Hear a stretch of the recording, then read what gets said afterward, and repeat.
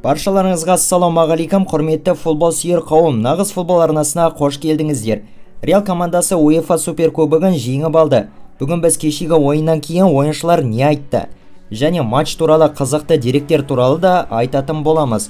Сонымен қоса футбол жаңалықтары да бар. Сондықтан видеоны соңына дейін тамашалаңыздар. Бастамас бұрын қазақ тіліндегі футбол арнасын қолдау мақсатында біздің арнаға жазылуларыңызды және видеоға лайк басуларыңызды сұраймыз. Ендеше кеттік.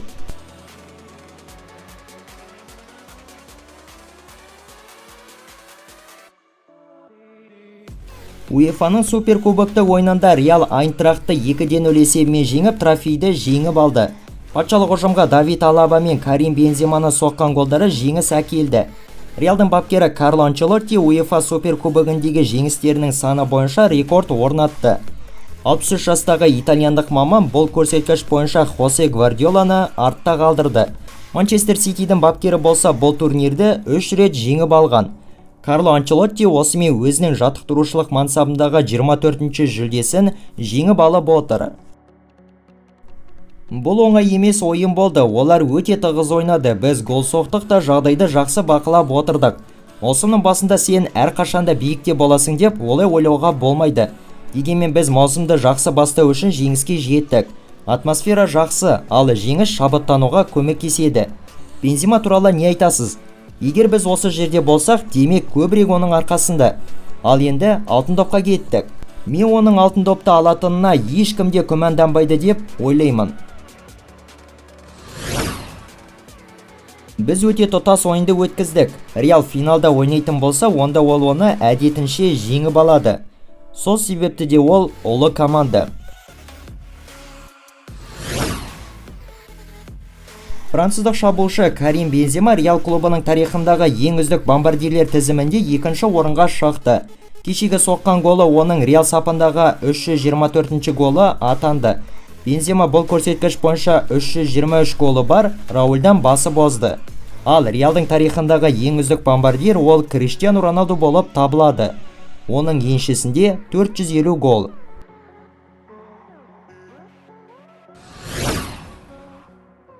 Барселонаның жаңа ойыншылары Даниялық қорғаушы Андреас Кристенсен, сондай-ақ ивуарлық жартылай қорғаушы Франк Кесе жақын арада командадан кетулері мүмкін.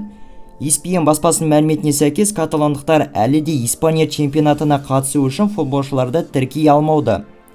Егер Барселона бұл мәселені Ла Лиганың бірінші турлық ойынына дейін, яғни 13 тамыз күніне дейін шеше алмайтын болса, онда аталған екі ойыншы да команда сапынан кетуге құқылы болады.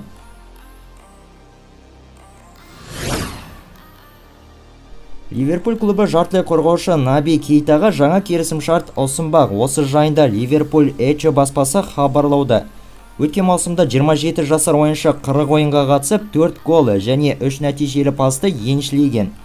Оның қызылдар командасымен қазіргі келісімшарт мерзімі 2023 жылдың жазына дейін жарамды.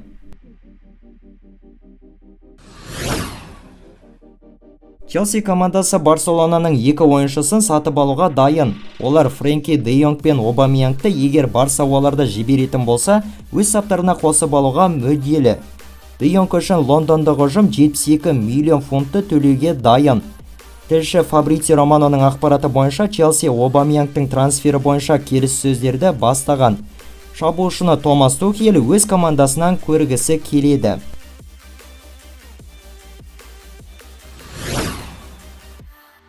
Манчестер Сити клубы Дортмундтық Боруссияның португалдық қорғаушысы Рафаэль Геррейроға қызығуда, деп хабарлайды Sky Sports баспасы. Баспаның мәліметі бойынша ағылшындық клуб футболшыны осы жазғы трансферлік терезе аяқталғанға дейін өз саптарына қосып алуды қарастыруда.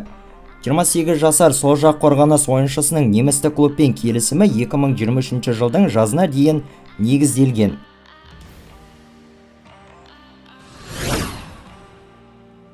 Барселона клубы не болса да Манчестер Ситидің жартылай қорғаушысы Бернардо Силваны осы жаздың соңына дейін өз қатарларына қосып алуды жоспарлап отыр. Жерар Ромероның деректеріне сүйенсе, каталондық ұжым португалдық футболшы үшін 50-60 миллион еуроны төлеуге әзірленуде. Жақын күндер аралығында трансферді талқылау үшін тараптар арасында кездесу өткізіледі деп күтілуде. Ойыншының жеке өзі Барсаға ауысуға қарсы емес. Бірақ дегенмен осыған қарамастан ол керіс сөздердің тым ұзаққа созылып кеткеніне шыдамы таусылып, әбден жалыққан.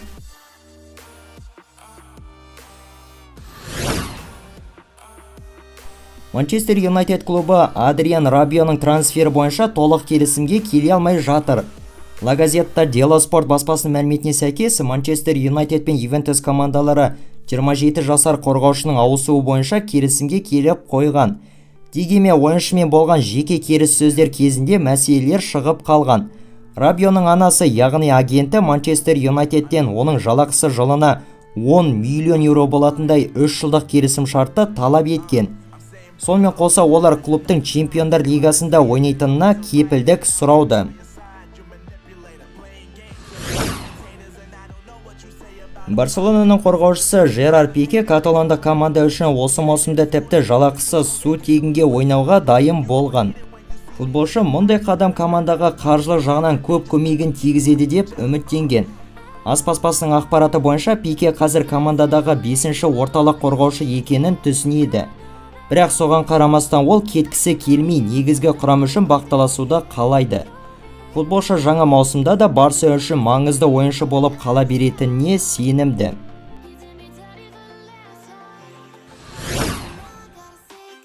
Мадридтік Реалдың француздық шабуылшысы Карим Бензема кімді әлемдегі ең үздік қақпашы деп есептейтінін айтты. Мен Куртуаны әлемдегі ең үздік қақпашы деп есептеймін. Егер де алтын доп жүлдесін мен емес, Тибо алатын болса, онда мен қуанышты боламын ба? Ол жағын айта алмаймын, деп жеткізген екен Бензема ESPN баспасына берген сұхбатында.